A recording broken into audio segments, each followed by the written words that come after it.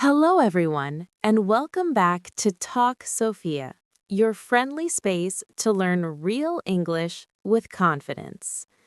I'm Sophia, and today we're talking about a powerful idea from a famous book called Deep Work. But don't worry, this episode is not about business or complicated ideas. Today, I will show you how deep work can help you learn English faster, better, and with less stress. If you ever feel distracted, if you study English but forget quickly, if you feel busy but not improving, this episode is for you. Let's begin. Many English learners tell me, Sophia, I study every day, but my English doesn't improve. And often, the problem is not time. The problem is focus. This is where deep work comes in.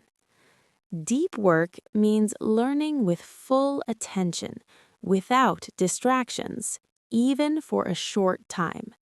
Not hours, not all day, just focused time. Most people today learn English like this. They watch a video, then check their phone. They read a sentence, then open social media. They listen to English, but their mind is somewhere else. That is called shallow learning. Deep learning is the opposite.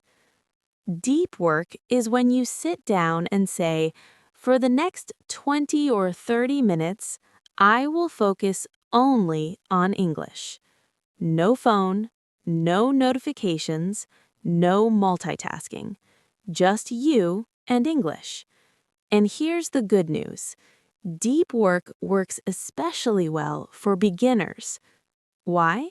Because your brain needs quiet focus to build new language connections. Now, let's talk about how you, as an English learner, can use deep work in real life. First, keep it short and realistic. You don't need 2 hours. Start with 20 minutes.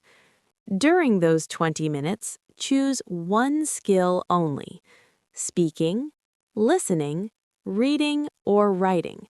Not all of them. For example, speaking practice. You sit down and say, today, I will speak English for 20 minutes. You might describe your day, talk about your plans, repeat sentences from a podcast, answer simple questions out loud. This is deep work. No phone, no music, no scrolling, just speaking. At first, it may feel uncomfortable. Your brain will want to escape. That's normal. But this discomfort is where learning happens. Deep work trains your brain to think in English. Now let's talk about listening. Instead of watching English videos passively, try this. Choose one short podcast or video. Listen carefully. Don't multitask. Ask yourself, what is the main idea? What words do I recognize? What sentences can I repeat? You don't need to understand everything. You need to focus deeply. That is deep work listening. Now, reading. Many learners read English too fast. Deep work reading is slow. Read one short paragraph, stop, think, read it again. Read it out loud. You are not racing. You are building understanding. Now, writing. Instead of writing many sentences quickly, write a few sentences carefully. Check your grammar. Read them out loud.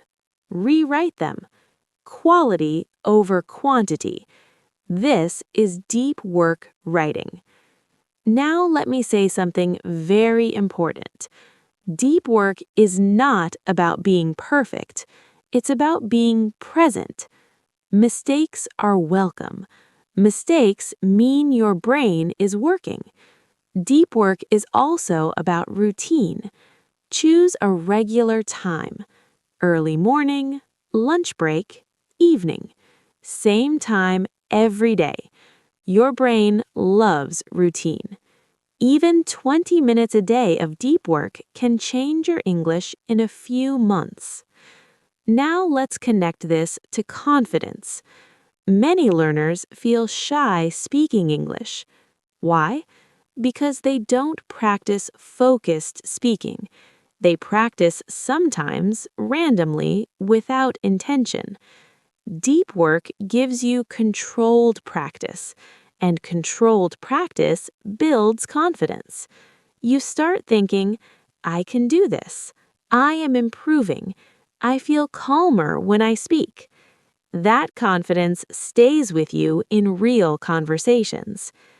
Before we finish, here's a simple deep work plan for English learners: 20 minutes, one skill, no distractions, every day. That's it.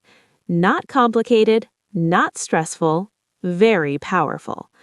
If you remember one thing from today, remember this: focused learning beats busy learning.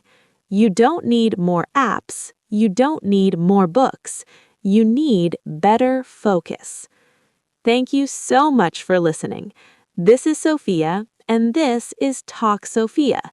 Keep your English simple, keep your focus deep, and I'll see you in the next episode.